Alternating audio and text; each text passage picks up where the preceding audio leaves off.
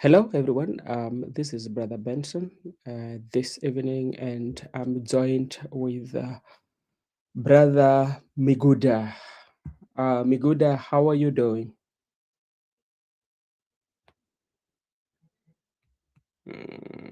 All right, thank you so much. I think Miguda cannot, I cannot get him. All right, as we continue, let me take this opportunity to say hi to Goodia for joining us this evening. I believe and I hope you are doing fine.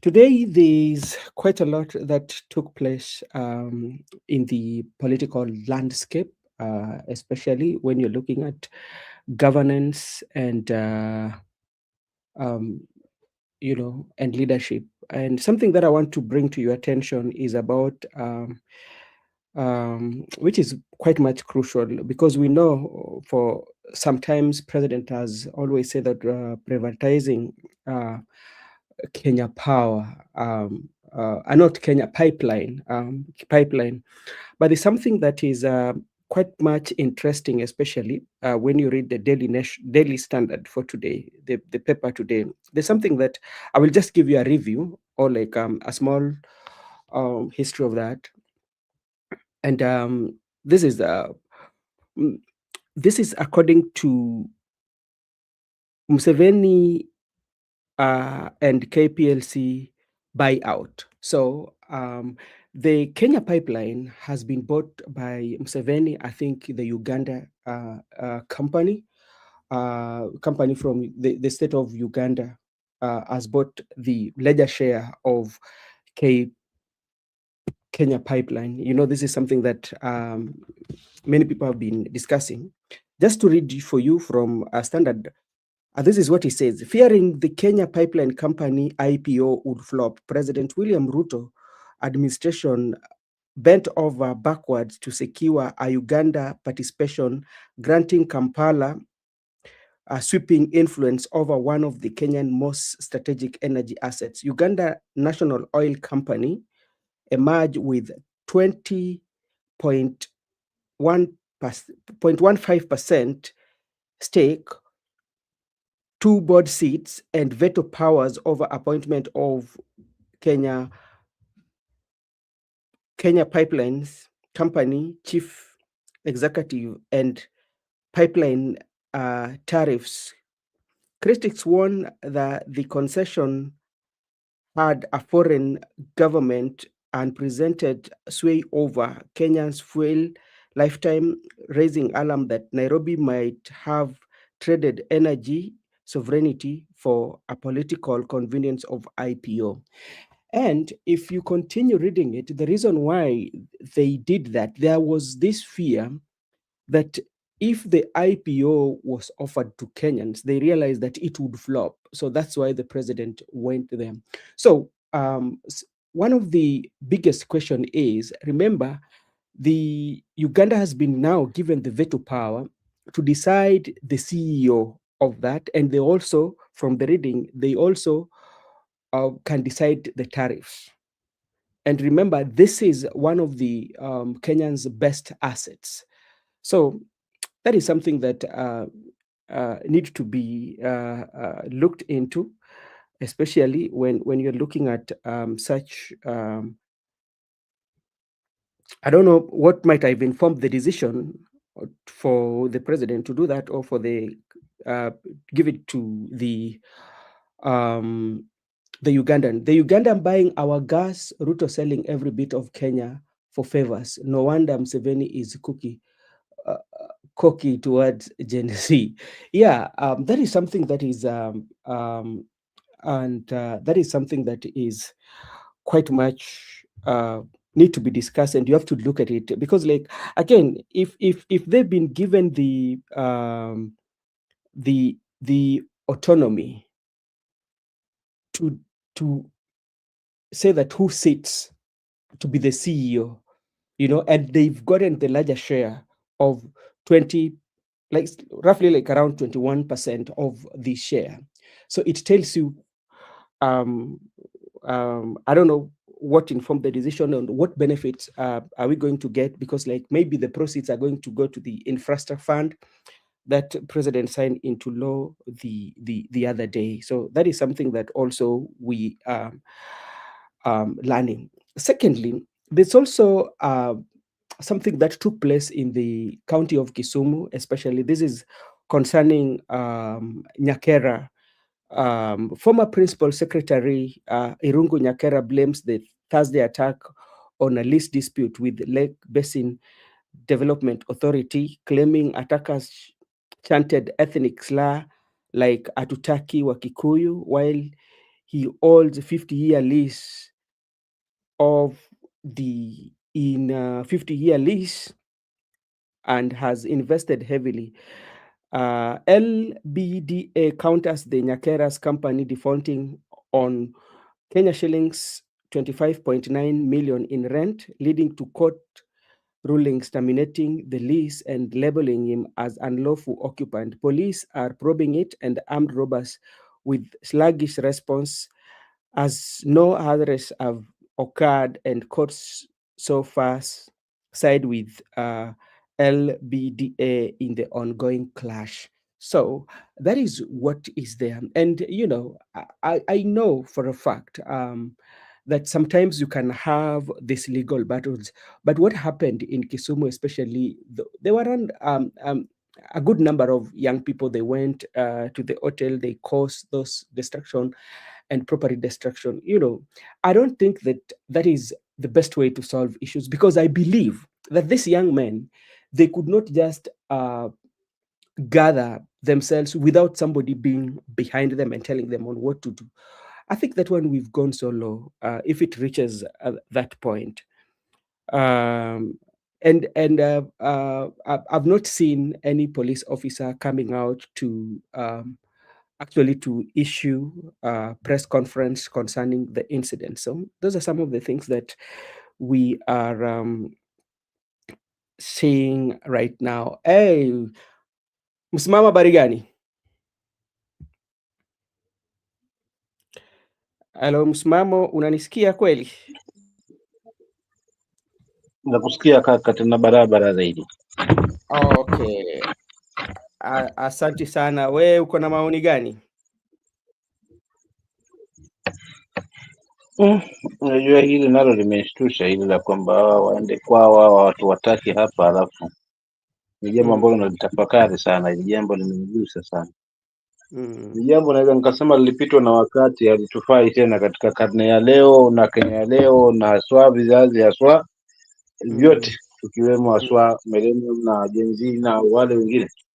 Si jambo la yenye tija, kwa sababu mambo kama haya ndio yanaochochea moto sasa wa vita vya kabila kwa kabila, ikitokana na wachochezi kama wachochezi ya then vitu kama hivi pia tunahitaji serikali wavalie njuga, kwa sababu amani ya nchi na umoja wa nchi ni wa muhimu zaidi, despite kwamba kuna tofauti za kisiasa na tofauti za nini, lakini kisha mwisho wa siku tunalihitaji li taifa lenye umoja ambayo jamii zote haswa zinajivunia kuwa kwamba ziko katika ile taifa.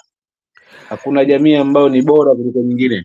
Hakuna jamii ambayo inajikuta kwamba hiyo ni kila kitu. So hii hali ya kauli kama hizi, then haya yaangaziwi, yameachwa.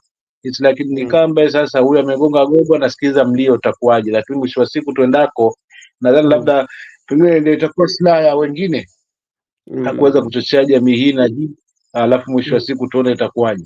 Lakini sasa sio ombi langu kwamba tupitie katika hiyo njia, kwa sababu mwisho wa siku tutasambaratisha nchi, alafu na werevu ambao wameweza kuteka midoni wana uwezo wa kuondoka hapa na kutuacha sisi tukikaangana wenyewe kwa wenyewe. Tulikuwa tunaishi na amani tangia awali. Kwa hiyo nalaani kabisa kama msimamo kitendo kama hiki. Asante sana. Unajua, jambo ambalo lazima pia tukubaliane kwamba ingawaje mnaweza kuwa na utofauti kisiasa, ama labda mambo inaweza kuwa iko kotini, kwa sababu kulingana na yale ambao labda nimeona pale mtandaoni, but kumbuka kwamba kuna watu ambao waliajiriwa pale, ambao labda ni wenyeji ambao wanatoka sehemu hilo. Sasa ikifika mahali ambao labda kiongozi ama mtu yeyote unapata nafasi ya kusanya vijana ili waende wafanye kuharibu labda biashara ya mtu, labda kwa sababu tujui kama ni hali ya siasa, na kama kweli kuna hilo jambo ambalo wanasema kwamba hajalipa kodi kwa miaka mingi, ambapo unapata kwamba kodi zimekuwa mpaka karibu takriban bilioni 12. Kuna njia nzuri ya kutatua maneno. Ukipata kwamba unakodisha vijana ili wafanye maovu kama yale, kwanza haujawapatia ajira, yeah? Pili, inamaanisha kuwa hauna nia njema na vijana ambao wanaishi katika eneo hilo, kwa sababu sasa labda kama hata alikuwa na makosa, watu ambao labda wako mbali wanaangalia aje vijana ambao labda wako katika kaunti ya Kisumu na matamshi ya maneno ambayo inanukuliwa kwamba walikuwa nasema kwamba hatutaki Wakikuyu. Unadhani hiyo inaonesha nini? Kwa sababu Kenya ni ya sisi sote, na pia kila mtu tayari hii kaka lawama hii inaweza nikaiweka kwa viongozi walioanzisha kwamba sisi hatuwezi msikiza Gachagua. Yaani sisi twende kwa Gachagua. Neno lilianza kama Dhiaka, lakini kimkuta lilikuwa limelenga hapo hapo kwamba this time hawa ni waende kwa maandamano kwa sababu hawajawahi hawa ni wakati wao nao sasa hivi, kwamba haswa kimtazamo mwingine, haswa kwenye ninavyonafikiria, haswa mimi binafsi ni kwamba labda pengine hawa ndio ambao wamedominate sasa kwa serikali na mambo mengi. Ni wakati sasa pia kuonyesha kwamba so it's like ilikuwa ni jamii zingine zinaletwa karibu ili waone hiyo picha kwamba this time ndio ile sasa ya vote against one, lakini it does not work kwa sababu sisi wote ni wamoja, tunahitajiana, tumeishi, tumetangamana. Ukija haswa Coast, kuna kabila zote ziko Coast. Ukienda mahali ingine, ukienda Kisumu utakuta kuna kabila zote ziko hapo, kwa sababu hiyo ndo taifa ambalo tunajivunia kwayo. So haya masuala kwamba sisi hatusikizi huyu ndio yaanzisha hili haya matamshi sasa kwamba Wakikuyu hivi na hivi na hivi, na jambo mambo huanzia tu padogo kama hivyo hivyo, alafu mwisho wa siku watu wakaanza kuona mambo yamebadilika. So ni jambo ambalo kwa kweli haswa usalama haswa ungetilia maanani haswa hili na likakomeshwa mara moja, kwa sababu si jambo ambalo linaleta uwiano na umoja wa taifa sana. Asante sana, na ni jambo ambalo tutakuwa tunafuatilia sana, na pande ingine pia lazima tuangalie pia Nyakera ambaye ni mwekezaji pale, kama ni kweli hajalipa kodi kwa miaka mingi, ambako kodi yake ambayo ako nayo ni kama 12.2 billion rent arrears, is not 12, sorry, around 25.9 billion in arrears.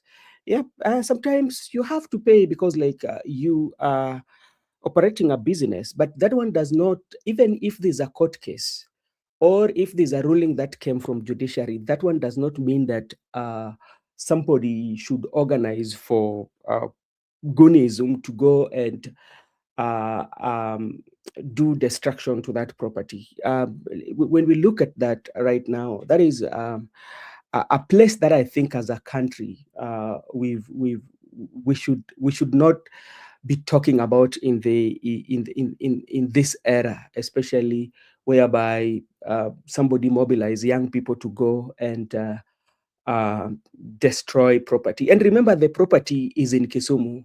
It means that property serves the people around there. Another investor will come, and what will happen to the investor if he sees what is happening? You know, what will happen? And this one sometimes change with the political atmosphere, because actually the investor was accusing the PS Raymond Omolo for doing that. He was accusing, I'm quoting him, he was accusing for being behind that. So, but those are politics, but something that we would condemn in the strongest term possible is a way in which you mobilize young people to go and do such kind of property destruction. I don't think it is something that we can talk about or be doing in this time and era. Another thing that is trending is here.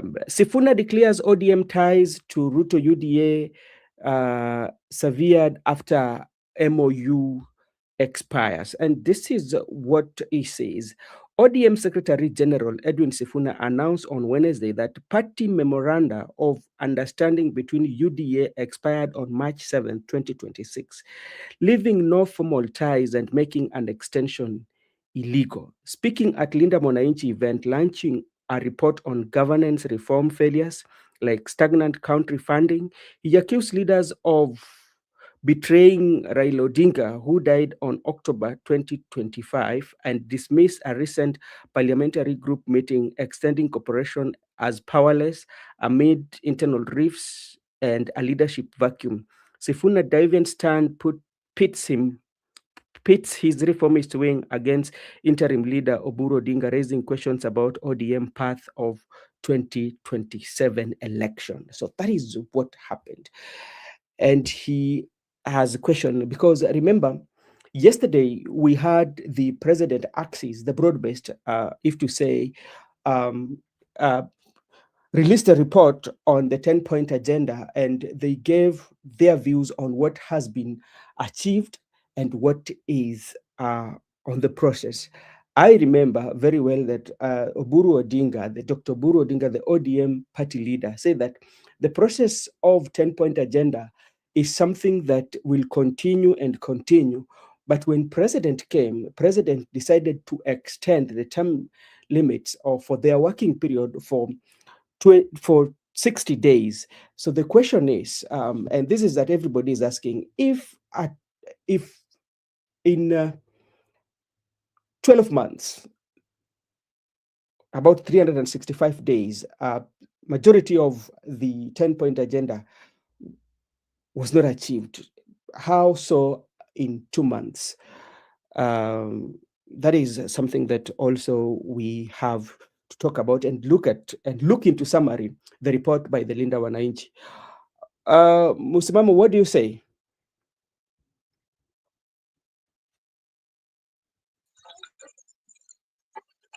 Asante sana. Nadhani mimi ndo nilikuwa nataka kusikiza haswa pande zote mbili, tukijenga hoja hizo ni hoja zenye mantiki, zenye ambazo zitakuwa zinatufunza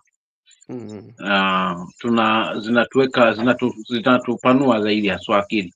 Unajua jana tulishuhudia haswa yale yaliyotokea, ukani upande mmoja ule ambao umezungumza, alafu tukaa tunasubiri upande wa pili. Unajua kama maamuzi wa kweli ya pande moja lazima usikize pande zote mbili, kisha ukitoa maamuzi utoe maamuzi ya tija. So leo tumeona hawa nao wametoka haswa na maamuzi haya. So wacha nianze na yale ya jana, kisha alafu tumalizie na yale kwa kifupi zaidi. Mfano kama hilo lilozungumzia kwamba la 60 days and then ni kama hilo ni kusukuma mlevi, lakini already agreement ya UDA na ODM, broad based ODM, kufanya kazi kwa pamoja, hilo lilipita kitambo. Then kuna kauli mfano kwamba haya masuala ya broad based government yalikuwepo tangia awali, hayajaanza tu wakati wa hizi vurugu za hawa vijana, wakati walikuwa wamejitokeza aswa ugani kudimandi kile ambacho walikuwa wanaona kwamba aswa hakiendi sawa katika hili taifa, hususan finance bill. So haikuanzia pale, kutokana na mujibu wa kauli ya jana ya kiongozi wa ODM wa broad based government ambaye ni mzee Oburu, kwamba yalianza kabla. Kwa hivyo haya mambo ambayo yapo ni mambo ambayo yanagusa mwananchi wa kawaida, na ni mambo ambayo hayafai kuwekewa mkataba kwamba haya yataisha sasa hivi, kwa sababu ni mambo endelevu ambayo yanafaa kufanywa kazi haswa tukisonga mbele. Lakini tukirudi kwa upande wa pili, wanasema hapana, haya mambo chimbuko lake lilikuwa haswa ni ule wakati yalichimbuka haya mambo ya broad based government yalichimbuka kuweza kuzima moto ambao ulikuwa umewashwa haswa wakati ule. Ndio kulipotokea sasa vitu viwili kwa pamoja, na report na mwisho wa siku haya masuala na broad based government ambao ndio uzao wa hizi 10-point agenda.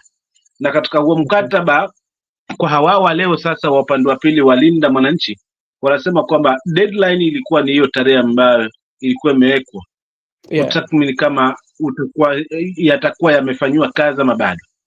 Sasa utayari sasa, kama sisi wananchi hapo tumeshasikiza haswa hawa watu wote wawili, huyu analenga wapi na huyu analenga nini. Bado sasa swali ambalo linakuja katika akili zetu sasa, kama judges, maana majudges hapa ni sisi wafuasi, majudges ni sisi wananchi, ndio ambao sasa tumepewa huu mtihani kuweza kutathmini nani mkweli na nani hapa ni mnafiki na nani muongo.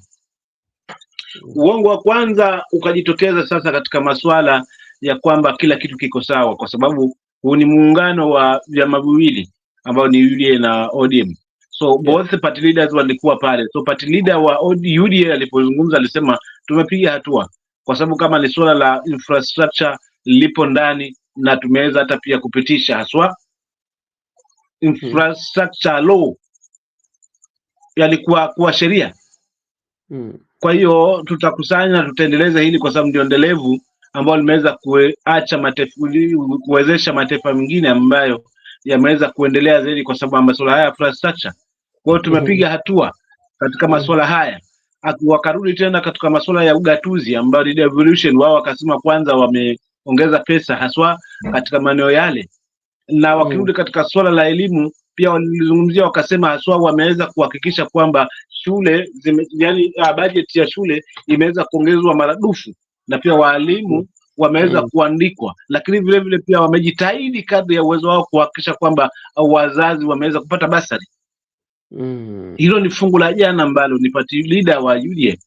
Then swala lingine ambalo pia nilikuwa naliangalia zaidi ambalo nitakulijua zaidi ni uhakiki haswa wa tume ya IEBC, but yeye alidadavua kabisa kiongozi yule kwamba tume hii iko sawa, iko imara na Wakenya wanaiamini kwa sababu tayari tumefanyia majaribio kwa chaguzi ndogo ndogo na mambo yameenda sawa sawa kabisa. Kisha kwa kutia msumari moto kwenye kidonda akasema kwamba umeona kwanza haswa ushindi huu ambao umeweza kutuelekea kutokana na IEBC hii inafanya kazi yake maridhawa, ndio maana nyadhifa zote tumeweza kuchukua.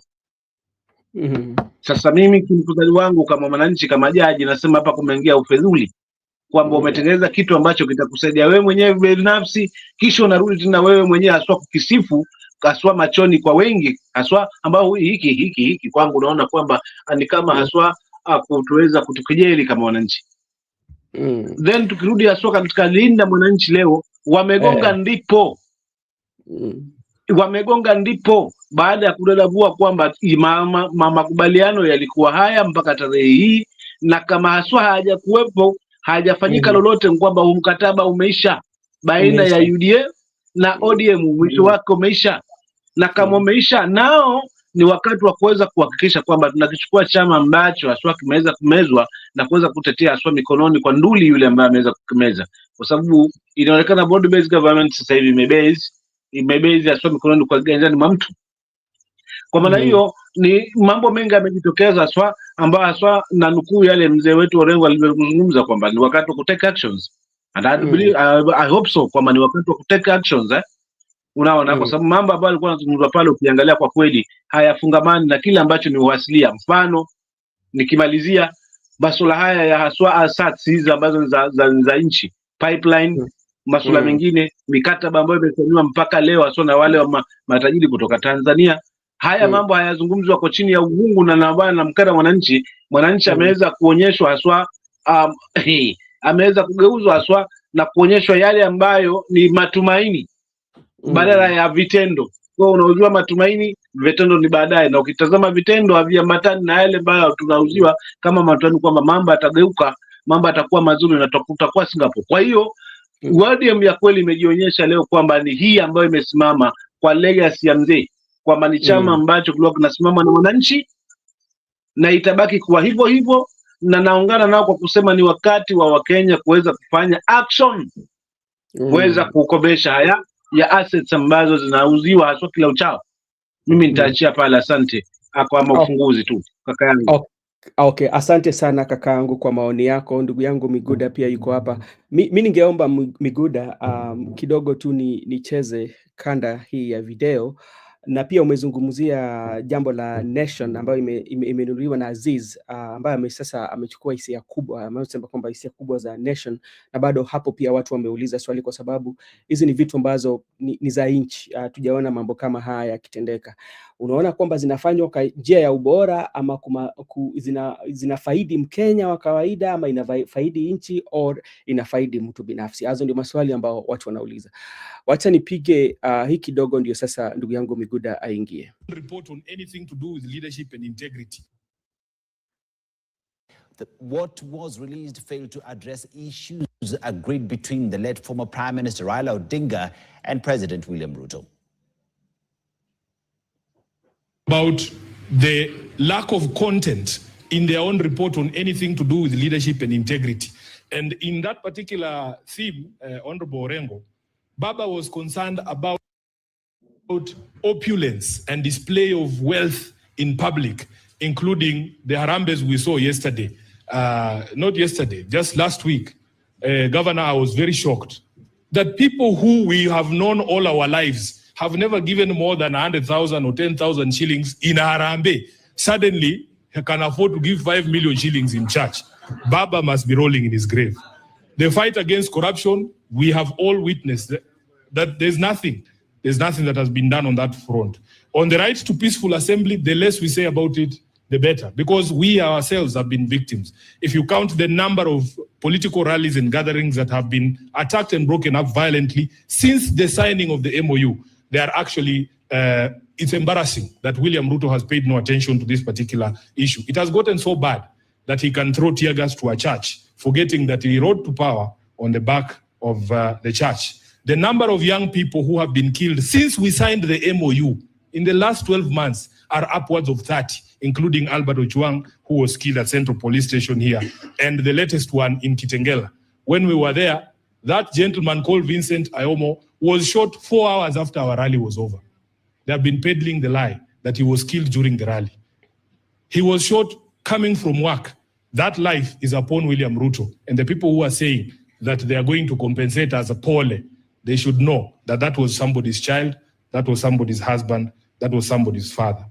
Then on agenda number 7, on the national debt, the Kenyan government can still not tell us as of today how much money we owe, who we owe that money to, and what that money went for. That is what Baba wanted us to achieve here, an audit of our debt. That is not something you can tell us that will happen in perpetuity. We had a deadline of 7th of March.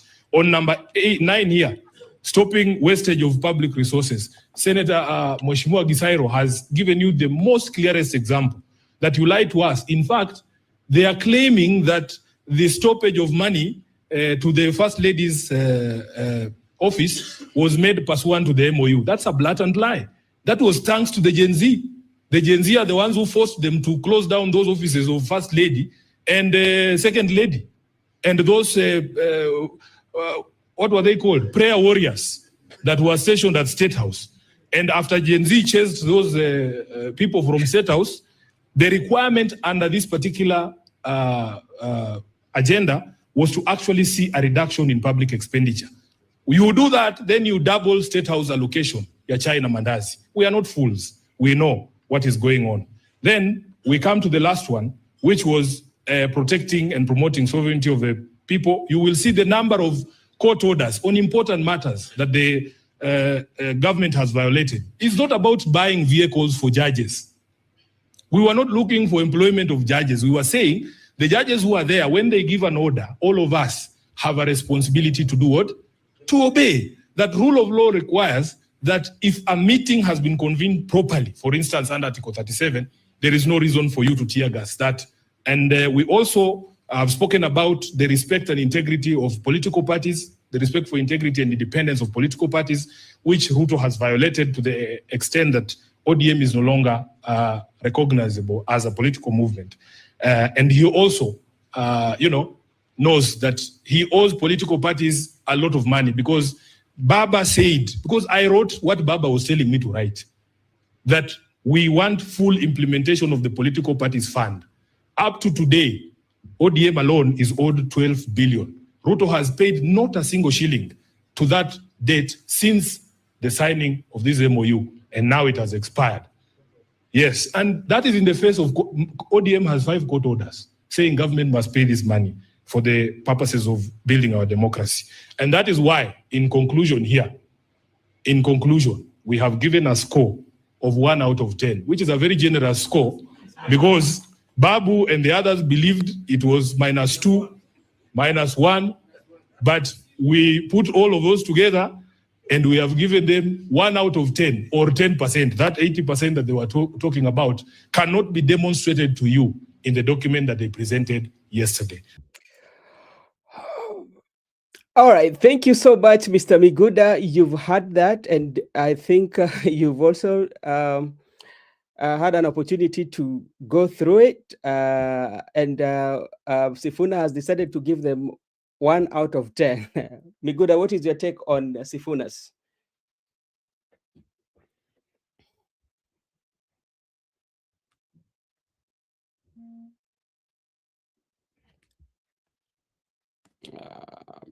Miguda, can you hear me? All right, thank you so much. Hello, I can hear you. Let me yes. just respond very fast because I've been having issues with my net. All right. But I think right now it's good. I've heard what he has said, and you must look at the both sides of the coin. You can't listen to him and come to conclusion that he is right, because everybody has been citing Baba. That Baba said this, Baba said so, and Baba do this, Baba did this, so on and so forth. But what I pick there is that he has given them 1 over 10 based on his own analysis, based on his own marking. People do mark differently. And also you saw people like Anyanyong also try to emphasize on devolution. Yes. They try to emphasize on other issues which were presented to the committee. So we cannot come to conclusion that it is only Sifuna who understand better. Sifuna cannot be wise than everyone in this country. So even him, he has his weaknesses. Of course, we understand, like after that, not the entire 10-point agenda has been implemented. That is true. Because even the issue of compensation, there is still that provision in court whereby the parliament had already passed the amount to be paid to the people, but someone went to court and has not been passed. The issue of abduction is still on, not that much the way it used to be, but still there. The issue of corruption, you have been witnessing. The issue of unemployment, issue of inclusivity, those things are there. And remember, there's no day will come to conclusion that today we have sorted the issue of inclusivity permanently. It will not happen. Even if we establish a government tomorrow, no president will one day conclude this issue of inclusivity once and for that. Every Kenya has gone into government and has been represented. That cannot work. It's something that that's why it is one of the values and principles of good governance, that once you have established a government, you try to include Kenyans into, but you cannot bring every Kenyan into government. That one cannot be realized. And also, this issue of corruption, there's no day we can say that today we are corruption-free zone nation, because even the first world countries we are admiring, there's corruption. There's no government in this world that it is totally corruption-free zone. Even people will tell you about North Korea, people will tell you about China, people will tell you about Japan, but there's still corruption. The only difference is that it has been minimized. But also, remember, this is why I'm saying there's still corruption, because why do we end up with people being hanged? Why do we end up with people being killed? Because there is corruption. Without corruption, we could not be having people being hung or people being killed. So I just want to say that based on that report, Sifuna should come clear right now and give people direction. Let him not engage the UDA and the broad-based government. Each and every time the UDA they address a counterattack. Let them come clear with Babu and the team. Have their political party, rally people behind them, and chant a course. This drama that for how long? When Oburu said this, they are saying this. When they call NDC, they boycott NDC. When they want to issue some statements, they contradict. So, to me, I just want to say that if they believe in themselves, Yep.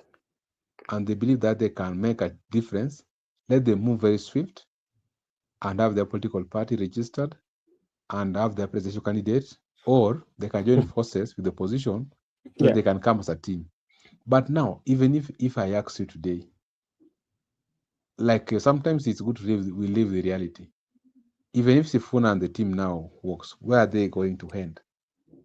And even if you have those third force, I don't think William Ruto can be defeated with a one formation, that's Sifuna formation or Gashaga formation. They must join forces for them to be strong. So the question we're asking today is high time. How many days to election? How many years to election? How many months to election? Then we are still in this issue of broad-based, NADCO, 10-point agenda. But remember, UD and ODM are starting negotiation. Remember, today, this month, 27th, there's ADC, they're going to confirm Oburu as the party leader. What are they doing progressively as opposition? What are they doing progressively as Team Sifuna? They are just stagnant where we are. Baba said this, Baba told me, I wrote, I typed, I published. But why can't you be Miguda, formidable like... But Miguda, sorry for cutting you off, for especially, like including even the UDA and President William Ruto, Raila Odinga has been a reference point. So all of them. Okay. The difference is, Raila Odinga has been a reference point to UD and Sifuna. But the difference is, as Raila is a reference, you've seen UD and ODM are moving very swift to form coalition. Yeah. That's the difference. So I'm also trying to advise this my young people, my fellow youth, where I am. Yeah. Team Sifuna and the opposition. Why can't they be progressive? Because whether you like it or not, there's going to be election in this country 2027. Whether you delay or you don't delay, whether you form alliance or not, we are going to have election in this country 2027. So do you think by all these artists, you should be preparing for elections? So whether the IBC is not transparent, there is going to be election in 2027 August by the Constitution. That's what I say. So even as you criticize William Ruto, the way I've been criticizing him, let me use myself. I like to speak for myself. The way I've been criticizing, but as I'm criticizing William Ruto, I should as well prepare for my elections.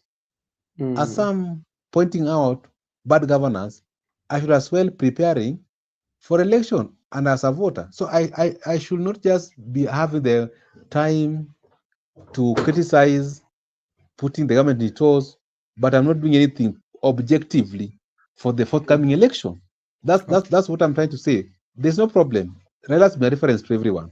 But the point is, as far as a reference, some people are moving very fast for elections and preparing, while other people have no formidable formation as we are moving forward. That's what I'm trying to put across. Okay, so maybe before you leave or before I invite in, so do you think what they are doing, even criticizing the government and or doing that, they do not have like a clear path that this is going to lead them to election, or that is what you see?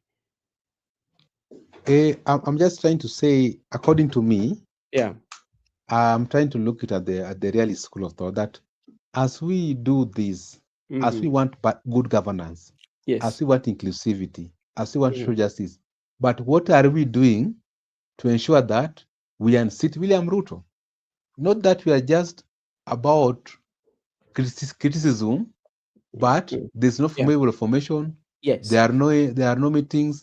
There are no party formations. There's no activities going on. You understand? Yes. And even if you look at the other team during by-elections, they are doing much better than opposition.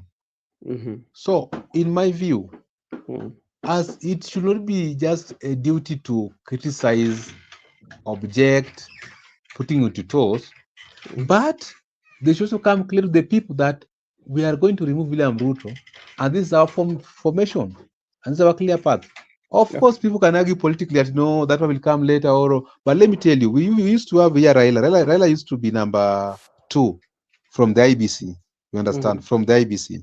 Yes. But Raila used to start his campaigns long time ago, 3 years away to election. Today he could be in Wajir, Garissa, Moyale, going to. But opposition, the Sifuna team, they have just based their concentration on 10-point agenda, NDC, not attending, party leader, not party leader, Baba said, Baba didn't say. But why can't we see activities like campaigns? Because you can't pretend, people will say, oh, campaigns are not yet. But the reality is, if you wait for that campaign time, 6 months to election by the IBC, you'll be late. Okay. Right now, people are campaigning. Even the MCs are campaigning, governors are campaigning. People are moving at night. People are doing night meetings in this country. For some of us who are privileged to be part of the campaigns, people are moving at night right now. Governors are moving across, meeting people. But you understand that these people, let me tell you, Robertson, if you must go to election, you must analyze your opponent very well, and you must know. That's why most of the time when Ruto addresses them, he decides that this week I want to attack Gachagua. He start ana agenda, ana manifesto, hata akili ana. Then next week I want to focus on Kalonzo. He start yule jamaa mwenye hata barabara haijafika kwake. So then he decides on which week to attack who. You understand? Yes. So what I'm trying to bring out here is that as we, with the opposition team, including me, as we are doing the opposition thing here and everywhere, we should also be preparing and also be giving the public clear path on how to defeat William Ruto. Not that each and every time we are waiting for them, then we copy paste. We should be ourselves. We should be self-made politicians, not that someone must set agenda for us. You know, if he sets agenda for you, he will control you. He will micromanage you until the very time. You know, he is able to control the narrative until election day, until declaration day, until swearing in, because you are waiting for him to set for your agenda. Okay. All right. Thank you so much, Miguda, for your contribution. And before we move on, let me also play a clip of Babu Owino giving his view on the 10-point agenda, which actually they've named it that 10-point lies report. They're launching that 10-point to encounter or to poke holes, especially on the report that was launched yesterday by President William Ruto and ODM party leader Oburu Odinga. It was just a mere PR exercise. Everything that was released yesterday was all gibberish. It was all balderdash. It was neither important nor detailed. The detailed parts were not important, and the important parts were not detailed. I want to talk about a few issues that I saw. Issues revolving around the 10-point agenda points to a specific thing: jobs, jobs, jobs. Jobs for the youth, jobs for our women, jobs for our men. This nation, we were promised jobs, that we would get jobs to a tune of around 1 million jobs annually per year. What are we seeing in return? Just PR exercise. With the issue of the jobs, because of lack of jobs, the youth are going on the streets. Because of lack of jobs, our people are suffering. People are opposing this government simply because there are no jobs that we are supposed to give to our youth, men and women in this country. We look at the important things that must be done by this government to create jobs, and they haven't considered any of them. For us to have serious jobs in this nation, we must industrialize. There must be an industrial revolution, industrialization. But the capacity, when we talk about energy as a part of the infrastructure that All right. Thank you so much. That is a part of the Babu Owino speech is concluding that what was done yesterday was just a PR and, there was no substance in it according to him. Msimamo, we maoni yako vipi kuhusu jambo ambalo Babu Owino amesema kuhusiana na yale mkutano iliyotokea jana kati ya baina ya Rais William Ruto and Oburu Odinga? Asante kaka, ndugu yangu hapo Mguda na wale wengine kuendelea wa comment section. Mimi nitarudi hapo nyuma kidogo kuongezea kabla ndugu kwa Babu Owino. Hapa mwenzangu alikuwa amefikizia kwa sababu amesema haoni chochote. Ni kweli wanaikosoa serikali, lakini mbona hawajipangi kisawasawa? Na kila ilivyo uchaguzi uko mbali na muda uliobaki ndio wa kutumiwa haswa kujipanga haswa katika masuala mazao, kwa sababu vyovyote vile uchaguzi lazima ufanyike, kwa sababu hiyo ndio katiba yetu inavyodai na kusema. Lakini unajua mimi nitakanganyana na yeye na hapa kidogo, angalau nijenge hoja yangu hivi kwamba wao wanajipanga, wako vizuri, wanajipanga, wanaonyesha dada kutoka kwenye uchaguzi, ni sawa yao kujipanga hivyo wanavyojipanga, kwa sababu ndio kile ambacho kinatuacha swa tuna mashaka mengi. Mfano swala la IBC ambavyo limeweza kufugiliwa jana kwamba IBC iko sawa, pia mambo mapya na iko tayari kabisa, na wao wanaafiki. Kwa wakati kama hii wako na confidence ya kuweza kufanya kile ambacho unakiona kakangu ambacho kinakutamausha. Lakini turudi haswa kwa mwananchi. Fungu lake ni lipi? Anahitaji manifesto ya United Opposition ama team Linda Mwananchi? Kilio chake kwa sasa, ama anahitaji ya huyu aondoke kwa kuweza kutumia matumizi mabaya ya mamlaka? Mfano mauaji yanaendelea, halijapata suluhu, asasi ndio hizo zinazokwenda. Je, ni manifesto ipi inatafutwa upande ya mpango ipi ambayo inasemekana hawajajipanga wakati mwananchi uko tayari? La mwisho naomba pia nijibiwe hili swali pia.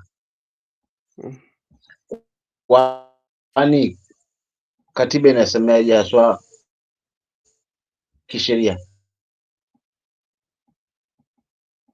lipi la kuweza kujinusuru haswa katika kiongozi wa namna hiyo? Ni lazima amalize miaka 10, amalize miaka 5, ama hata kabla ya miaka 5, but mambo kama haya sawa, mwananchi na haki ya kuweza kudemand uongozi ule na tija, kwa sababu kosa tulilonalo si kwamba ni manifesto. Kosa ni yale ambayo tunayashuhudia ambayo hayaendi sawa.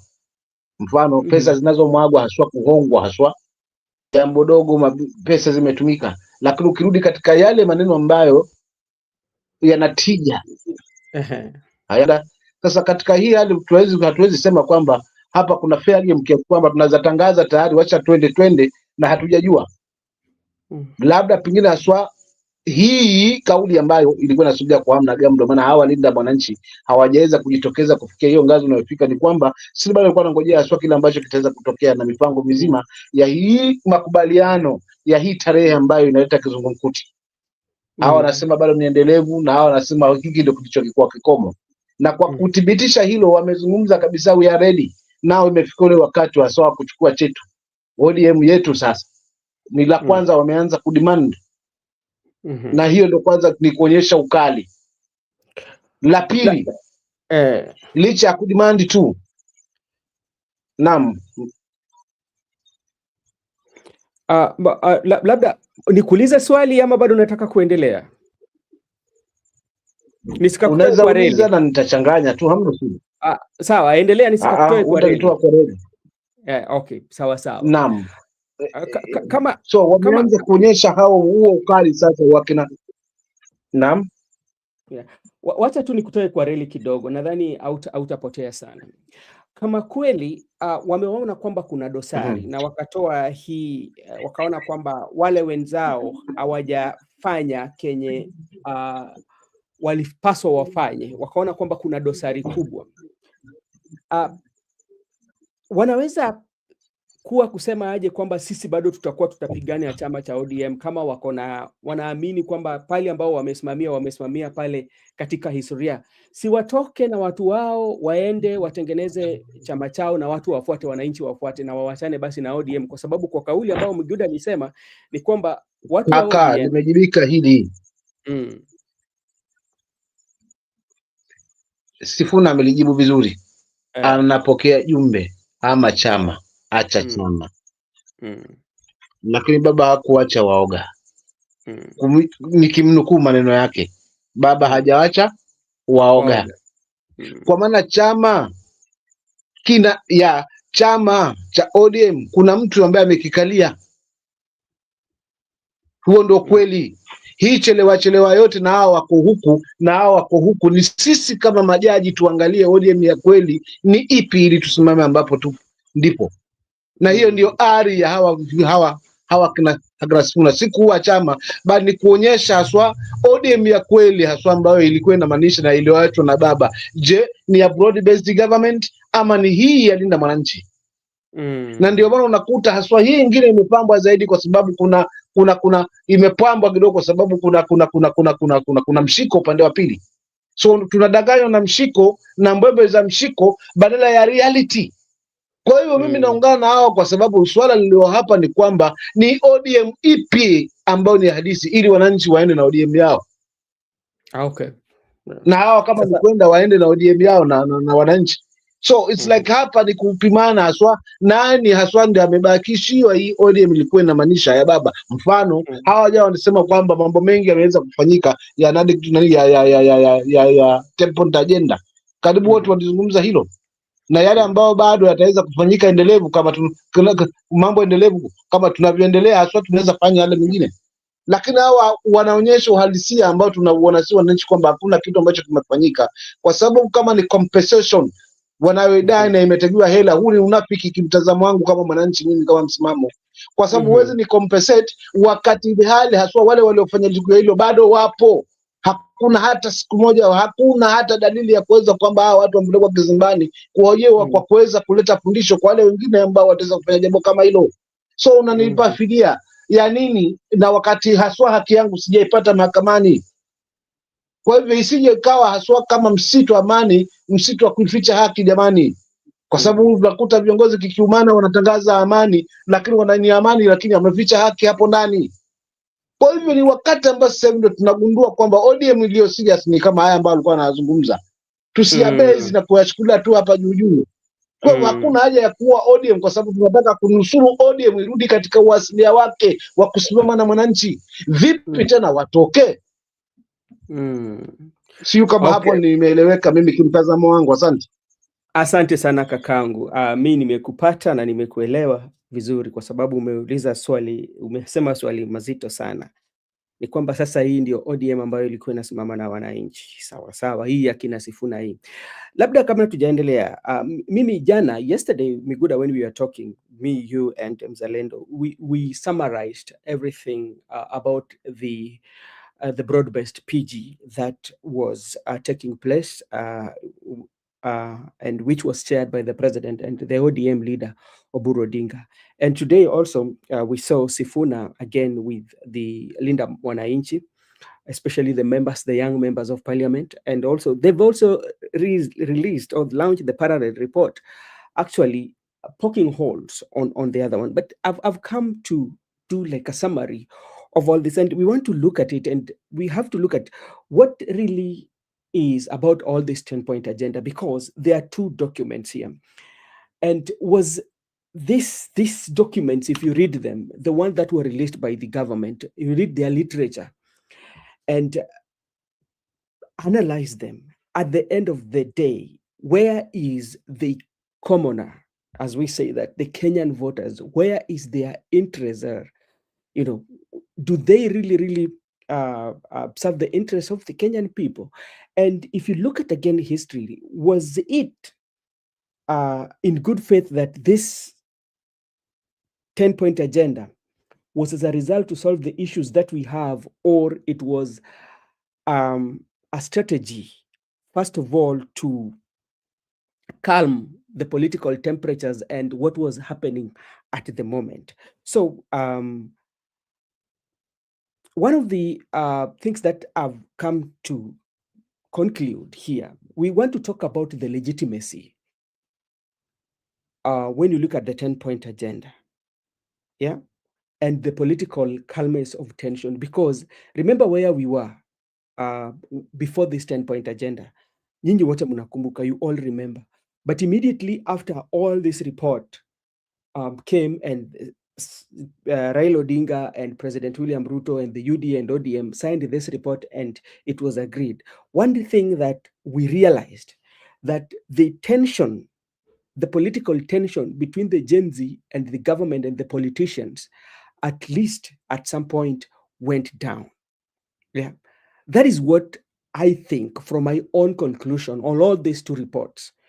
That what did these two the reports, the 10-point agenda and what has been released today. So the conclusion is, the main thing that the reports have achieved is the tension, the political tension that was there during the Gen Z, revolution. So the political tension went down with this report, but we cannot point out the tangible aspect of it that you can point out, like there's a significant effect that has been realized or actualized. So maybe, Migoda, on your submission, especially now, on the achievement, especially when you look at the political tension of the 10-point agenda, did it calm the political, or did it achieve anything else as we speak today, after 1 year? Okay, bro, you have a very good observation from your end, but to me, I still have a different opinion. Yeah, that is not how politics works, mm. or that's not how politics is being driven in this country. Mm. There is how you might want things to work, Yes, or there's how you might want things to go your way, because we have been there. Just like this issue of inclusivity, yes, or this issue of electoral justice. We remember we have been fighting for this electoral justice, but sometimes there are people who refuse that there should not be electoral justice. Today, in the forthcoming election, so you understand, there's no justice in elections, and we are going to face elections. So what if you could have just dealt with this issue before, once and for all? So today, because like everybody, one day in time, or anyone in life, you can be privileged to be the presidential candidate. So when it is sorted out right now, it will favor you when your time comes. So it was not only going to be sorted out for a particular person, it was going to be sorted out for the people and prosperity. For instance, if you can deal with this right now, even if in the future Msimamo want to become the president of the Republic of Kenya, it will favor him if he's popular, he's going to be elected and be declared, and any other person. So whenever we are raising issues like electoral justice, that time we ought to have dealt with it once and for all, so it favors us holistically as Kenyan people. That's number one. Number two, the right now there's a problem. We all know there's a problem, but instead of us solving this issue right now once and for all, we are hiding behind NADCO 10-point agenda. We are just dealing with the political issues. Let us cool down GNC protests. Let us try to bribe their leaders, incorporate them into positions here and there. But there is a problem.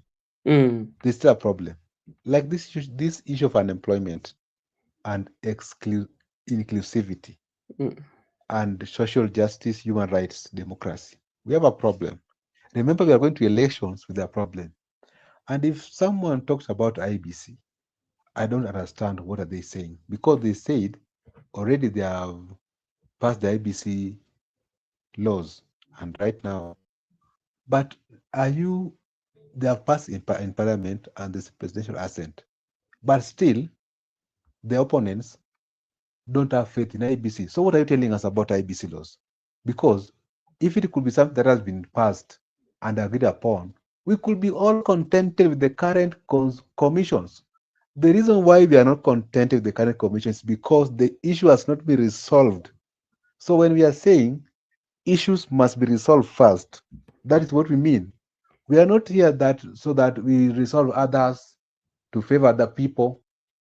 Then in future, you bring for us all this complication. No, we are tired of fighting for these things because when it is right, it is right. When it's wrong, it's wrong. When we have said there's a problem with our election system, there's a problem. Let's solve it.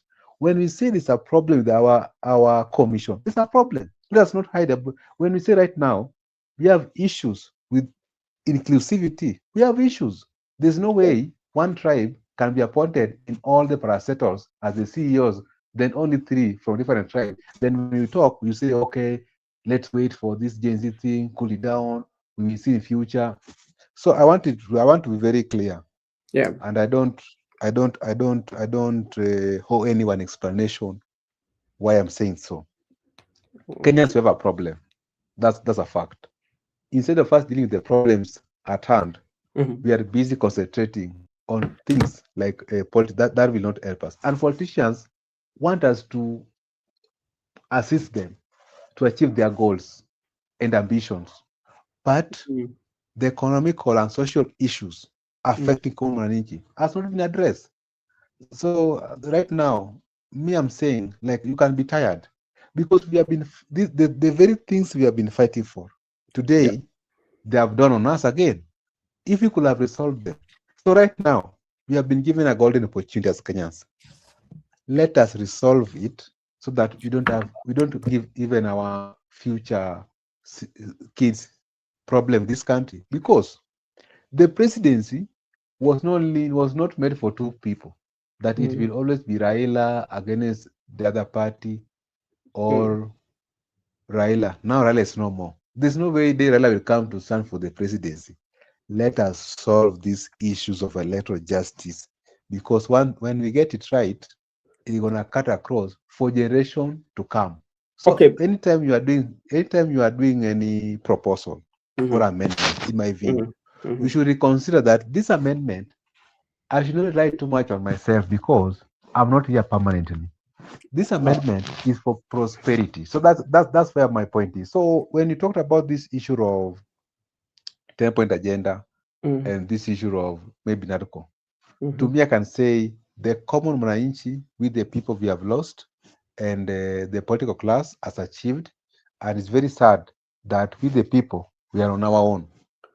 But Miguda, before you sign off, maybe then I invite Miguda. I invite Musimamo. You've talked about you're on your own, but when you look at the history of this country, especially when it comes to election or electoral justices, it is something that has always been with us here, and there are so many reports that has been written and suggestion has been made. For example, a very good one is about the Kriegler report, and there are things that Kriegler report suggested that, especially on how we do our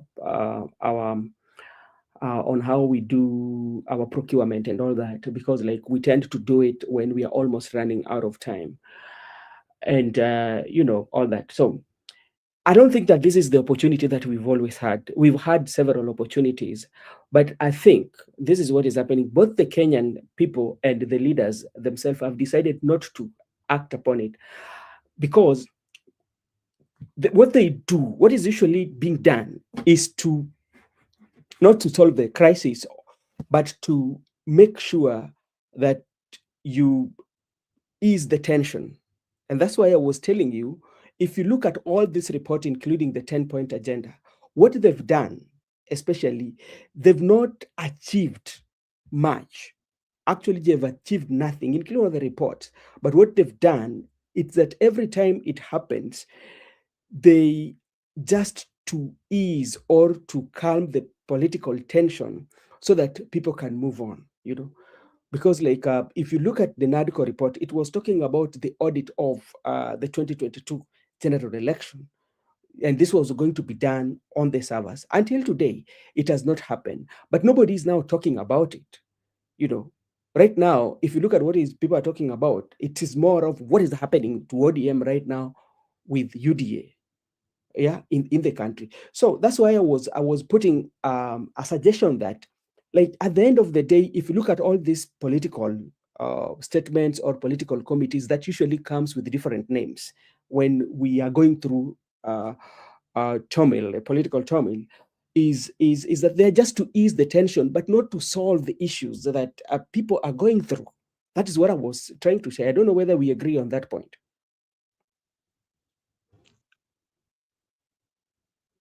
Come on, I've not heard you Oh, on your last statement. Yeah, hapo nakubaliana nawe.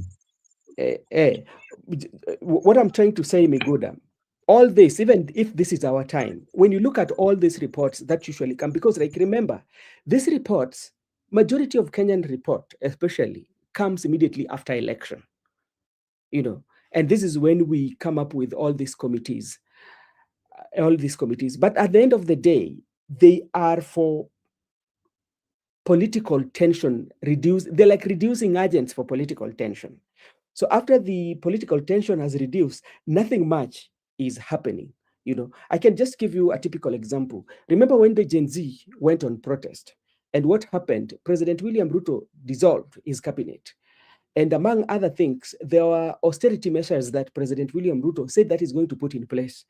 But did those austerity measures put in place? No. Yeah. No. So it is just a matter of bringing tension down in the political atmosphere, then people moves on. That is what I would conclude about all this report and other reports and other committees that have always been formed, geared towards looking at the political justices, what should we do to our election and all that, and leadership and integrity, all that. Yeah, I got your point. That's true, because mostly they look at what can cool the people and they can move on. You know, they don't want to be interfered with when they are eating. So whenever there's any distraction, they look at how they can deal with the distraction and they continue looting. I think that's very much correct. Okay, asante sana. Labda we msimamo we pia ukiongelea hiyo swali ambayo nilikuwa nimeuliza nikisema kwamba haya yote tumeona, haya tu ilikuwa ile jambo ya kutuliza bahari ya siasa, ndio watu waendelee na makaida yao ya kawaida, lakini hakuna matunda ambayo labda mimi tulikuwa tunaona kwamba kuna matunda ambayo tutavuna, ama kuna mbegu vitu ambavyo tukipanda tutavuna kitu kizuri. Na pia jambo ambalo pia nimekuja kugundua katika hizi pia ni inakuwa ni pahali ambapo kazi wanasiasa huwa, ama wale ambao wamepatiwa jukumu kuangalia haya maneno, huwa wanajitafutia kazi, kwa sababu look for example, there was extension of time limit or to 60 days after something that been there for 1 year. Then there was another committee that was formed. All these committees, they're not going to operate without getting some money from exchequer. Kuna pesa lazima walipwe, sitting allowance. Unapata kwamba hizi pia zinakuwa ni pali, naweza sema kwamba mwanya ambao watu wanapata kazi zao za ziada kwa hizo ma commission and all that. Wewe unaweza sema nini?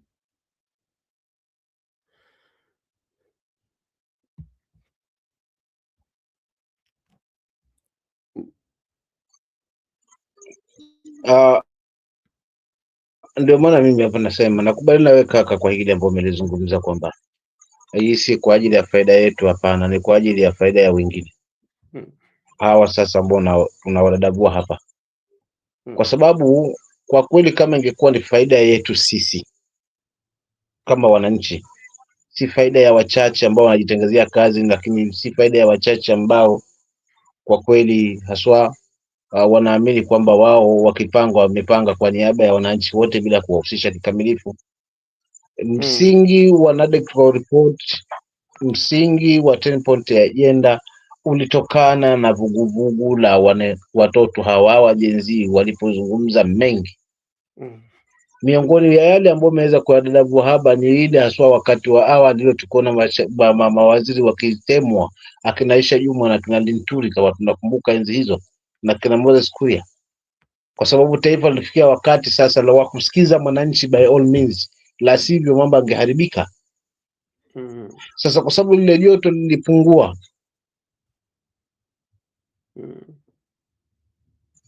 hii ripoti imekuwa sasa imegeuka kuwa gogo. Wakati ule ulikuwa dau inavukisha tu watu wafika kufukweni, kisha lirudi liwe gogo tu kama kawaida. Ndio haya ambayo tunashuhudia hapa, kwa sababu yaliyo ndani ya hizi pointi ajira alikuwa afanyiwe kazi. Mfano swala zima la kura lilitiliwa manani zaidi, lakini limeachwa watu wanafikiria la kisiasa la kufanya compensation, kwa sababu tukifanya compensation tumesahaulishwa kwamba kuna wauaji ambao wako bado wanatembea mpaka leo waliofanya yale mauaji, na hakuna maneno ambayo hakuna mahali popote ambapo waweza kupelekwa katika masuala mazima na sheria. So today it marked the day ambayo inaonyesha uasilia wa hii report. Chimbuko lake ni tofauti na chimbuko la jana tunaambiwa na party leader wa broad based government ya Oburu, ya ODM ya Oburu, kwamba na hii broad based government ilikuwepo hata kabla ya nini ya Ponten agenda na declare report. Leo tumegundua kwamba haswa ukweli ni kwamba mkataba ulikuwa umefika mwisho. Kwa hiyo sasa hivi kama mkataba umefika mwisho, hakuna tena mazungumzo mengine, hii ndoa imekisha katika. Lakini ni wale wachache ambao wameweza kuilazimisha hii ndoa iendelee upande ule, kwa sababu wao ndo wanakula mnafu.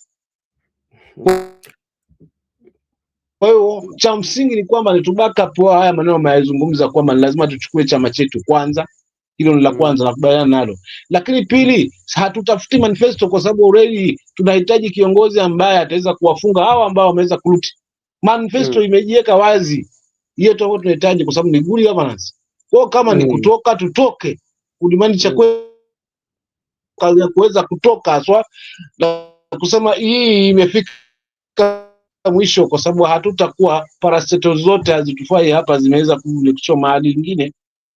Hatuwezi kuwa tunasifua kwamba kuna mamilioni ya pesa ambayo yanapatikana na mwisho wa siku hayafanyi kile ambacho ni cha tija, inaishia mikononi mwa wengine. Hatuwezi kuambia kwamba madeni yalimashapunguzwa, na kwa sababu yalipunguzwa na sasa hivi tunagundua kwamba kuna trilioni ambayo tunadaiwa haswa, ambayo yameweza kukopwa. So imefikia hatua kwamba kuna haja ya mabadiliko. Kwa hivyo tukitafuta manifesto ya United Opposition tunajikanganya sisi wenyewe.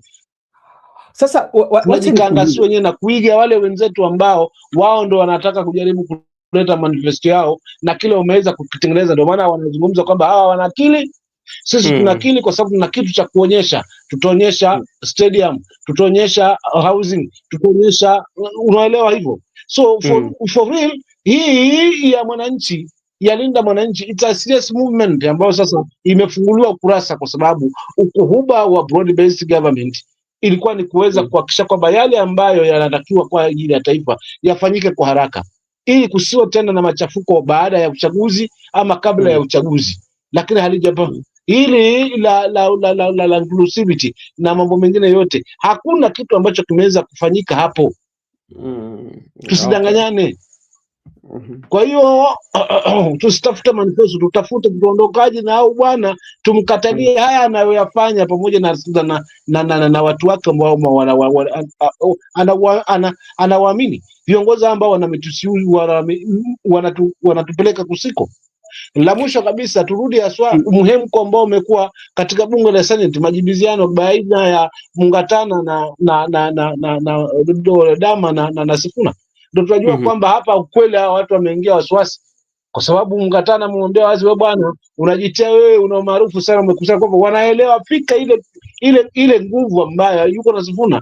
Nakwambia ni kweli, mimi sihitaji tena nilipofia kwamba natafuta maarufu, tayari na watu, na hilo amelithibitisha. Sisi tunataka mtu mjasiri, mwanamume ambaye anaweza kuzungumza namna ile na wananchi tuweze kumbaka kwa asilimia 100, so kuweza kutuondelea huru hata kabla ya uchaguzi.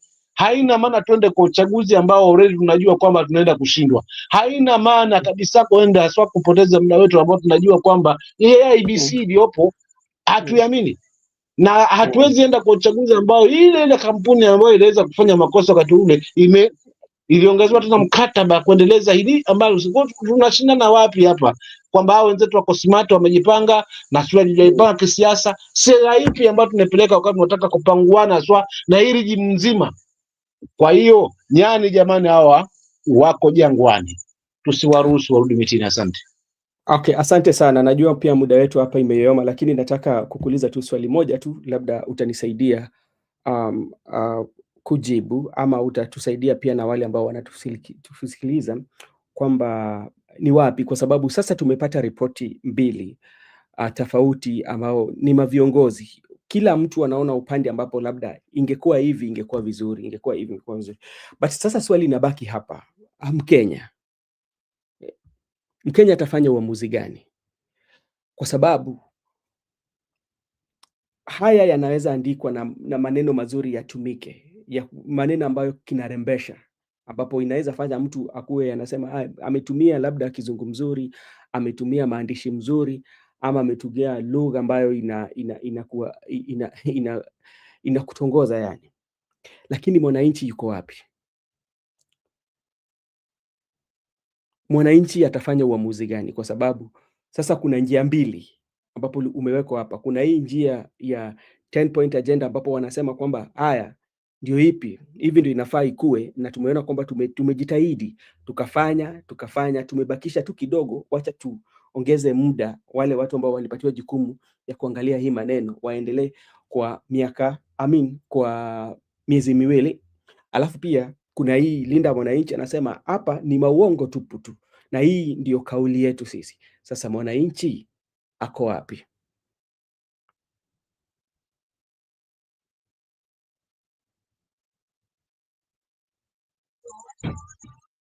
Nani anajitembeza hapa? Nani anajiuza? Nani anajitembeza? Nani anajiuza? Na maana kauli yangu ya kwanza hapa nimezungumza kwamba hawa watu wameleta hii kesi kwa majaji ili sisi tuwe na maamuzi sasa. Kwa hiyo tusikize upande ule na sisi tumesikiza upande huu. Nani hapa anajiuza na nani anajitembeza? Yule anasimama kiukweli kabisa na kweli ni yupi? Kwa hivyo mwananchi fungu lake lipo pale ambapo kiongozi anamzungumzia, ndipo palipo mwananchi. Pale ambapo mahali ambapo anazungumziwa ndipo ambapo mwananchi yupo. Kwa mfano, vita vya Sifuna vina chimbuko lake kwa sababu hafungamani na hawa wengine. That's a true fact, hatuwezi peleka popote, hiyo ni ukweli. Laiti angefungamana na hawa hatungeshuhudia hii yote hii. Lakini Mungu ni nani? Ana sababu. Tunataka kujua haswa nani ana chama cha ODM kihalisi na nani anavunja chama cha ODM. Na tumewezwa kupewa hizi kesi mbili matukio yote ya jana ili tutathmini wa kweli na kina nani. Na ukweli umejionyesha kwa sababu hawa wameshindwa kueleza yale mambo 10 ambayo yalikuwa yamekubaliwa kwa sababu ya kuzima joto la kisiasa ambalo lilikuwa ilipumba taifa letu wakati ule. Kwa hivyo miongoni wa yale ambayo yamependekezwa hakuna hata moja ambalo tunaweza sema kwamba lilipatiwa kikamilifu, kumaanisha kwamba mwenye ambaye alikuwa ananilemeza hili ni huyu ambaye haswa jana alikuwa ni mtu wa pili. Haswa mtu wa pili. Unaona kwamba yeye ndo amechelewesha haya yote, hajaweza kuimplement, na ndio maana aliruka haswa kwenye 10 point agenda, akaleta manifesto yake, kila alichofanya na kipa atakifanya, jinsi gani wapo atalokete pesa hii, akaruka katika hii.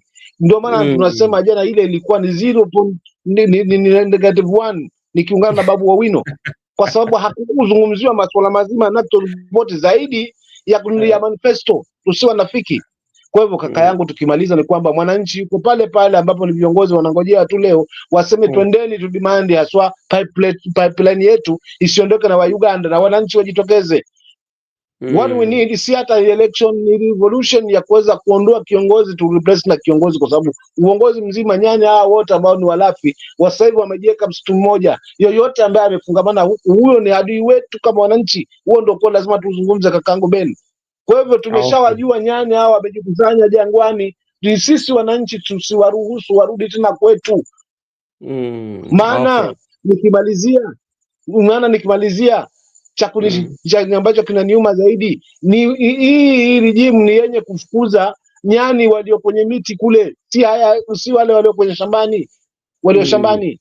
Mfano wanakimbilia housing, wakati haswa elimu free hakuna, na uwezo wa hiyo pesa waliohitaji hapa jana, ambayo inazunguka, ambayo inaweza tafutwa kwa muda mrefu, kwa muda mfupi tu, pesa nyingi waliotoa, haswa jinsi gani ambavyo wanatengeneza pesa mingi kwa muda kidogo, na akaonyesha the way ambavyo anaweza tengeneza hiyo pesa nyingi, haswa kwa mfano wake. So pesa hiyo tungekuwa tunamsaidia elimu ya bure, lakini sasa wao wanatoana basari zenyewe si za ule mlengo wa maskini, za ule mtoto ambaye yuenda class form 1 10,000 na mzazi 10,000, hapo amemaliza masuala ya elimu.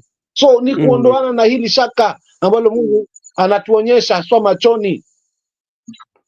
Kwa hivyo wale wataenda na ODM upande huo, wacha waende wote, au tumbocrats wanaongozwa na tamaa, lakini wale wao watabaki haswa kwa linda mwananchi, wao ndio the original members of ODM. Asante. Asante sana kakangu kwa muda wako. Mimi nimeshukuru sana. Pia nataka kushukuru wale ambao walikuwa katika comment section na wale pia walikuwa wanatutazama lakini hawakupata bahati ya kutoa maoni yao. Hapa ni Brother Benson Media. Kama unajua you are new in this channel, you can subscribe so that when we are having conversation like this, the YouTube will notify you. Also, let me take this opportunity to thank good dear Agwanda. I saw somebody like Agwanda, also Judith and Brenda for staying with us. So until tomorrow, Judith, I know Judith has gone to watch the match between Arsenal and what?